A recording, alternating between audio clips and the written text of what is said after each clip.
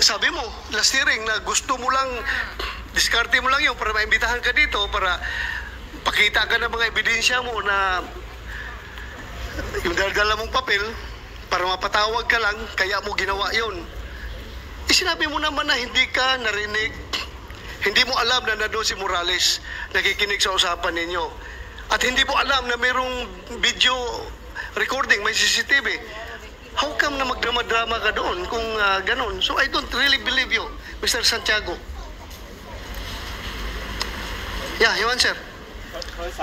Sir, para sa akin po, sir, opinion niyo po yun eh. Pero ang katotohanan po, nasabi ko na po.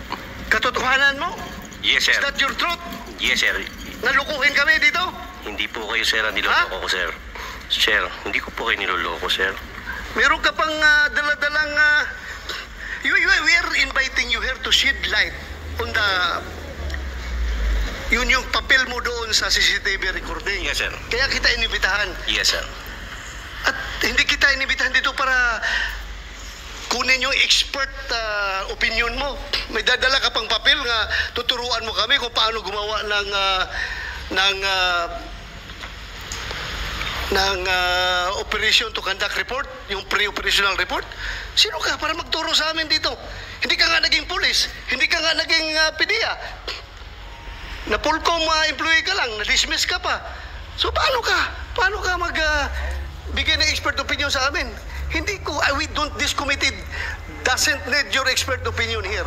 This committee wants your answer as far as your participation in that very telling video recording sa CCTV.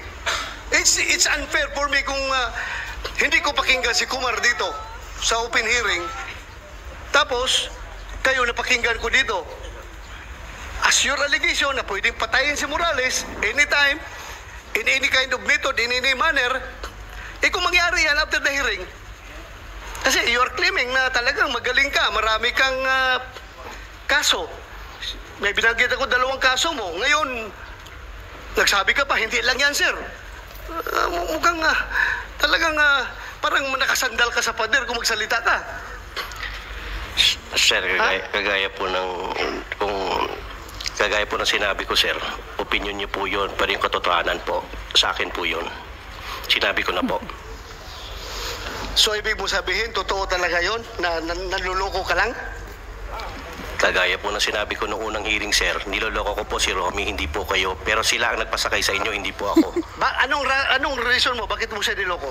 Kagaya po nung sinabi ko noong unang hearing, sir, meron po sana akong gustong patunayan na 2 bagay. Yan ang unang bagay na nakarating ako dito. Dahil sa kwento ko sa 2, hindi po kasama kayo. Siya ang nagpasakay sa inyo, sir, hindi ako. Ano nga rason? Bakit mo magloko-lokohin itong kausap mo? Para mapatawag ka dito sa hearing? Kagaya ng sinabi ko pa rin po noong unang hearing, sir, yun pa rin po, doon ako nakatindig dahil yun po ang katotohanan. Do you think mapapatawag ka dito kung wala yung hindi pinakita ni Morales yung CCTV? At hindi mo alam na may CCTV recording yon, at hindi mo alam na nandun si Morales nung nag-uusap kayo? Kagaya po, sir, ng sinabi ko, sir, iyan po ay lahat ay isang katang isip na para sa kanila lang. Pero ang nangyari, sila ang nagpasakay po sa inyo, hindi po ako. Sila lang po ang pinapasakay ko, sir. Kaya nga, pinasakay mo siya kasi gusto mo ma-influence ako para maimbitahan ka. Kay gusto mo kunyari mag-present ng legal expertise mo sa paggawa ng pre-operation report kasi yun ang gusto mong ipakita. Hindi, diba? Hindi ko po akalain, sir, na, sir, sa totoo lang, sir, forgive me for saying this, hindi ko po akalain na papatulan niyo po yung pang, ko sa kanila, sir, eh. Sa akin lang po, para lang po talaga. Sinabi mo na nga na yun ang objective yes, mo. Yes, sir, pero hindi ko po alam, hindi ko po in-expect na papatulan yun para makarating ako rito. Do you believe, naniwala ka ba, maniniwala yung tao sa'yo? Yes. Yung kisa video na yon? Na mangloko ka lang? Depende po, sir, yan sa taong nakikinig, sir. Ang akin po... You are lying! Come again, sir? You are lying! Opinion niyan, sir. Sa akin po naman, totoo lang. From sa unang hearing hanggang dito. As chairman of this committee, I am going to cite you in contempt for lying. Any objection? Ay, blood si Kalbo. Hearing none. I'm ready for You are cited in contempt. Contempt mo. Thank you, sir. Thank you, sir. Salamat po, sir. Nag-thank you.